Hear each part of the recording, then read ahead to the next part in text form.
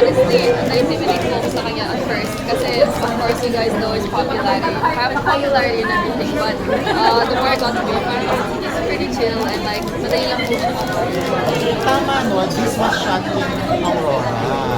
Yeah, majority po. But we also went to Pampanga. Maganda siguro mensahe sa mga kababayan natin sa Aurora na tinamaan ng bagyong buwan. Timing din ang pagpapalabas dito. Lahat po ng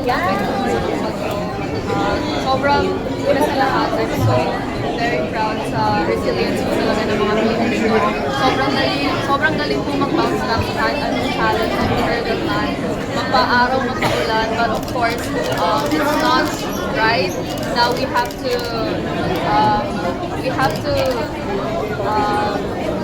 parang kailangan tiisin itong ganitong So, of course, guys, sobrang proud of the resilience. But at least, someone has to take accountability.